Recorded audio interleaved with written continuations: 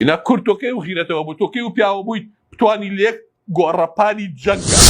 سپای فرانسوای فەڕەنسی فردریکی ئەڵمانی لویسی ئیسپانی ڕیشاقە بەلئەسەدی بەریتانی پاپای ڤاتیکان هەمووی کۆبێتەوە لێک گۆڕەپانە تۆ هەمیان بشکێنی ئەم دینە دینی سەقافەتە دینی عیلمە دینی خوێنەواریە ئەوەندە بەسە لە پراکتیک و تەطبیق و عەمەلیە قەومێکی نەخوێنەوار نەفام دواکەوتوو مناڵی خۆیان زیگە بە چاڵە کرد گۆشتی مردارە و بویانە خوارد تێگەی هەرچی سەقافەت و حەزارەت بێتیانە نەبوو لە ماوەی ڕوبع قەرنێکە لە ماوەی 25 ساڵە ئەو قەومە وای لێبێت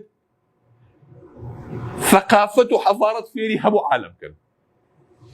کاکە ئەمە قورئان و عەزەمەتی ئەو قیرائەتەیە عەزەمەتی ئەو قورئانە عەزیمەیە تۆ ئاوا لێبێت گەورەی قورئانەی حەج میلەتێ بەرزی کاتۆ خۆ میلەتش بەرزە کاتۆ پێوەی هینە عەرەب تۆکەی ئەوە بوویت ببی بە پێشەوای هەموو مرۆڤایەک بۆ ماوەی 600 دانە ساڵ حکمی هەموو دنیا بکەی کاتێکیش عەرەب پشتی کردن قورئانە خوای عەرەبی تڕۆ کرد هەتا ئەمڕۆژ نەبوونەتەوە بە هیچ چونکە پشتیان کردە قورئان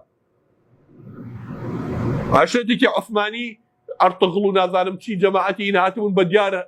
ئەسپەکانیان و لە وەرگایە گەڕان کاتێک قورئانیان بەرز کردەوە بۆ 500 ساڵ خوا حکمی دنیای یایە دەستیان دیفاع لە دینی خوا بکە لەو قورئانەکە ڕێز لە قورئان بگرە خوا بەرز دەکاتەوە کاتێک کورد کە لە عومریا هیچی نەبووە بە هیچ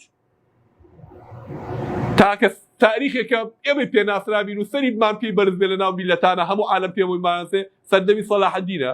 ئەویش لەو کاتەیە کە ئەو قورئانی بەرز کرد و دیفاعی لەو دینە و لەو قورئانە کرد بۆیە کە کابرای کورد و تورک و فارس و چەرکەس و ئەلبان و ئەربەنی و دار و بەنەژەر ئاڵاقی سەلاح الدینە کۆبوون و کەسی نەی و بۆ قایدەکەم کوردە چونکە حکمی بۆ قورئانە پێکردن چونکە قورئانی بەرز کردبووە ئینا کورد تۆکەی و غیرەتەوە بوو تۆکەی و پیاوە بوویت بتوانی لێک گۆڕەپانی جەنگە لێک گۆڕەپانی جەنگە